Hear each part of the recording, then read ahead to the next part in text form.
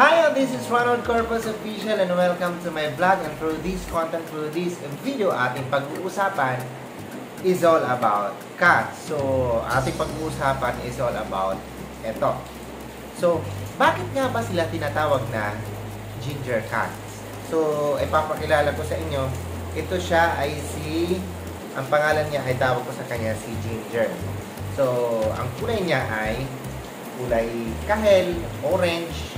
Ayan siya. And then, meron silang mga pattern na ganito. Nakita niyo yan.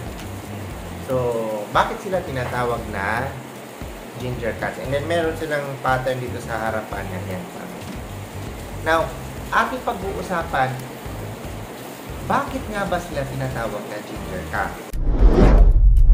Ang mga pusa na tinatawag na ginger cats ay tinatawag ng ganon dahil sa kanilang kulay ng balahibo na karaniwang kulay ay kahel, pula, o tansong kulay o coppery orange.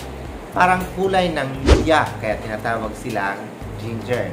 Kaya nakuha ang mga bansag nito na tinatawag na ginger. So, narito ang mga katangian ng mga ginger cats. Ang katangian ng ginger cats ay meron silang tinatawag na tabby pattern. Karamihan sa ginger cats ay may tabby pattern, mga guhit, tuldok o paisa-isang marking. Hindi sulit ang orange nila, laging may pattern. So pagdating naman sa kulayan o sa kulay, pwede silang maging light orange, dark orange o halos reddish brown. And pagdating sa kanilang genetics, ang kanilang gene ay nagbibigay ng kulay sa ginger cats na tinatawag na X-linked. Kaya mas maraming lalaking ginger cats kaysa babae. Tinatayang 80% ang ginger cats ay lalaki.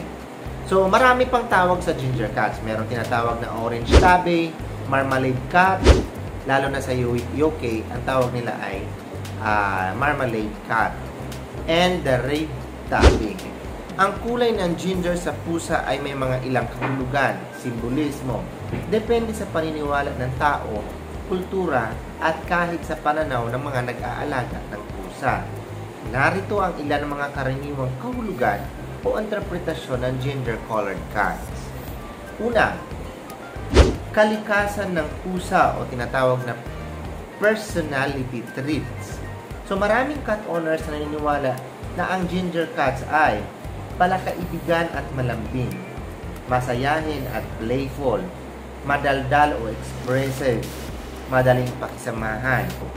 Bagamat walang siyentipikong ebidensya na konektado ang kulay sa ugali, maraming nagkakaparihong obserbasyon sa mga ginger cats. Pangalawa, swerte at positibong enerhiya. Sa ilang kultura at paniniwala, ang ginger cats ay tinuturing na swerte, lalo na kung sila ay bigla ang dumalaw sa bahay. Sa folklore, ang mga orange o ginger cats ay maaaring magdala ng good fortune, protection, at kaligayahan sa mga nag-aalaga sa kanila.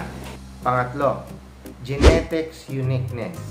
Ang kulay ginger ay nakalink sa X chromosome kaya mas karaniwang lalaki ang ginger cats. Kung babae ang ginger cat, medyo mahina at maaaring ituring na special o mas unique. And panghuli o pang-apat, yung tinatawag na elemental na simbolismo. Ang kulay ng ginger cats ay maaaring iugnay sa mga elemento katulad ng apoy o tinatawag na fire. Kumakatawan sa passion, enerhiya at tapang. At ang ginger cats ay sumisimbolo sa tinatawag na araw o sun, simbolo ng liwanag, sigla at saya. Kaya ito lang ang masasabi ko, kung meron kayong ginger cats na babae, tulad ng sinabi sa pangatlo, na kung saan very unique pag meron kayo ginger cats na babae, medyo bihira po ang ginger cats na babae.